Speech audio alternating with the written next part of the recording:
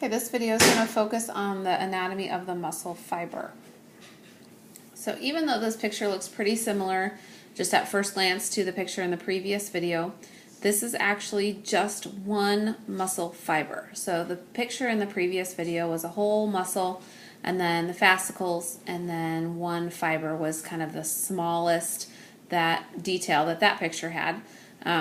But this is kind of starts where that picture left off. So this is one muscle fiber, and now we're looking inside of that, and there is a lot going on. So this is what this video is going to focus on. And keep in mind, a muscle fiber is a muscle cell. Now, I know this doesn't really look like any other cell that you have learned about, and for me, that's why it's hard to remember this is one cell. But remember, every cell is different as far as what their function is. So once you learn the function of the muscle fiber, it will make sense why it looks this way. So just to get your bearings, there are nuclei in muscle fibers, and you will see them. But more than that, there's lots of mitochondria, and they're kind of embedded in there. And then there's lots of these straight, long things, which are myofibrils, and we will get to that. If you notice, on the outside of the muscle fiber is the sarcolemma and sarcoplasm. And so sarco is kind of a prefix that you're going to see quite a bit throughout the muscle chapter. So let's talk about, this is a little bit of repeat from the previous video, but we know we talked about movement is one of the main functions of muscles, and we talked about that muscle cells are capable of converting chemical energy of ATP into mechanical energy. And we will get to that, but we're going to save that for next week. I will say this is kind of off, but I will say I'm going to open up and do the videos for next week earlier. That way, if you want to get through all of this muscle stuff and then start studying for the final, I'm going to open up next week a little bit early. So, types of muscle from the previous video: skeletal, cardiac, and smooth. And we are going to talk about a muscle contraction and the physiology of that skeletal muscle. So when we talk about muscle tissue, we need to not only talk about functions of the overall muscle, but we need to talk about characteristics of the tissue. We've talked about excitable tissues, but it's been a little bit. That was back when we looked at all of the tissues. So muscle tissue is able to have excitability. So it responds to chemical signals, and they stretch. And then the electrical changes are going to go across the plasma membrane or the cell membrane of the muscle fiber. They are also able to showcase conductivity, which means that the electrical charge basically triggers a wave of excitation that travels along the muscle fiber. So once that charge comes at one end, it is able to move along the whole fiber. And we know muscles can contract, they shorten when stimulated, and then also they are capable of being stretched. So a muscle doesn't really uncontract, but it stretches in between contractions. And then it also is elastic, which means it returns to its original resting length after that stretching. So skeletal muscles, we're going to spend most of our time this week and next week. We will talk about at the end of next week cardiac and smooth, but skeletal muscles where we spend most of our time. Just to recap some features of the anatomy of skeletal muscle, it is striated, which means when you look at it under the microscope, you'll be able to see these striations or stripes. And this week you'll be able to understand why skeletal muscle tissue looks that way. That is a voluntary muscle, which means the contractions of skeletal muscle are voluntary. And the muscle is usually attached to one or more bones. So those striations are alternating light and dark transverse bands. It comes from an overlapping of the proteins, which we will focus on here very soon. Usually subject to conscious control. And again, the muscle fiber is a muscle cell. Now, here we're going to sometimes call the muscle fiber a myofiber, and so that gets a little confusing. But the muscle cell can be as long as 30 centimeters. So there you can see the nuclei and the endomysium in this microscopic picture. So this was in the previous video, but so there are layers of connective tissue. So in this video, we're going to probably see endomysium the most. So endomysium is the connective tissue around the muscle cells. This talks a little bit about collagen.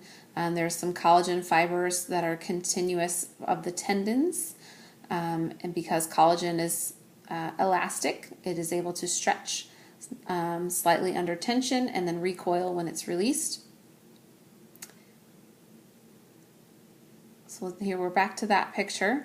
So now we see the muscle fiber. We can see those mitochondria, and you can kind of see those striations a little tiny bit. We're going to kind of look closer at those. But before we do that, let's take a look at some other features on the muscle fiber. So the plasma membrane, or the cell membrane of the muscle cell, is the sarcolemma. And I want to just go back. The sarcolemma is the cell membrane, and so that's really not pointing to a whole lot, but it's there. And then right inside, oh, it's because that other sarcoplasm one is a little weird. Right inside, the sarcolemma is the sarcoplasm. So that's the cytoplasm of a muscular fiber or muscle fiber. We may not always see it like we would expect to, because it is occupied. Normally in a cell we can kind of tell where the cytoplasm is because it's kind of the empty space holding the organelles, but in a muscle fiber it's pretty crowded in there. So there are lots of things going on in the sarcoplasm, and it doesn't really look like other types of cells that we've studied. So the big thing that you'll see are myofibrils. They are these long protein bundles that are taking up a lot of space. So let's kind of showcase. So see all of those bundles. Those are myofibrils. And we don't really see on a picture, but there's glycogen,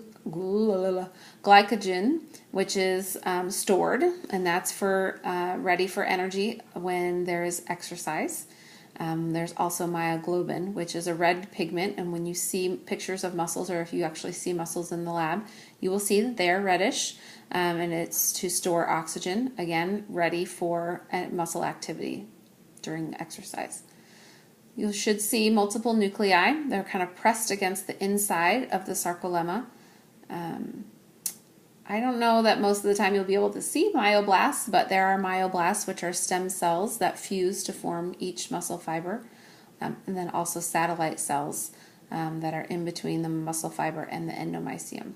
You might be able to see some of those. They can multiply and produce new muscle fibers to some degree, but more often they are healing by fibrosis. So muscles are able to repair by fibrosis more than being able to regenerate new muscle. And we'll see lots of mitochondria. If we look at that picture, they are packed in between the spaces, in between the myofibrils. And then covering the myofibril is, instead of an endoplasmic reticulum, in muscle cells we see a sarcoplasmic reticulum. And this is important because it holds our calcium. Calcium is going to be important when we talk about muscle contraction. And just for now, just know that it's kind of a bank of calcium for later.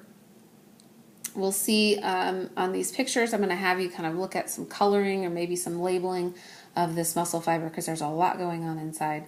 Terminal cisternae, and they are little sacs at the end that kind of cross muscle fiber from one side to the other. And let's go back and see, oops, going the wrong way.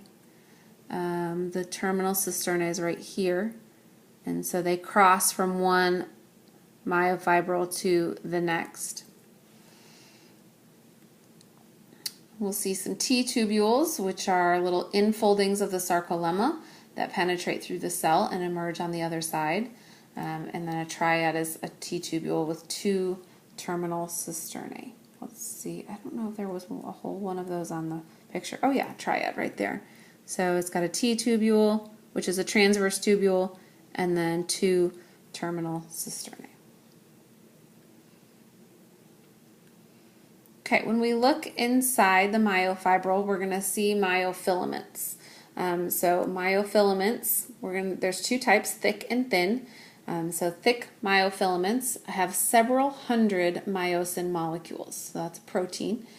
They are shaped like golf clubs, and they basically have two little heads coming off of one long tail.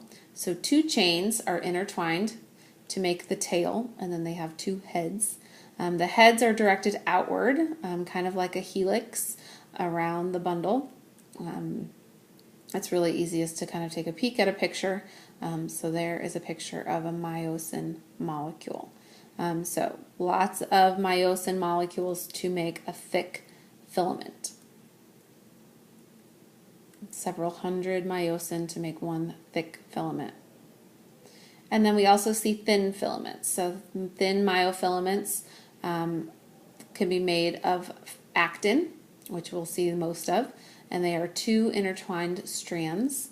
They can have a different type of actin subunit within each active site. And we'll talk about why all of these are important as we get to muscle contraction, but here we're just looking at the anatomy.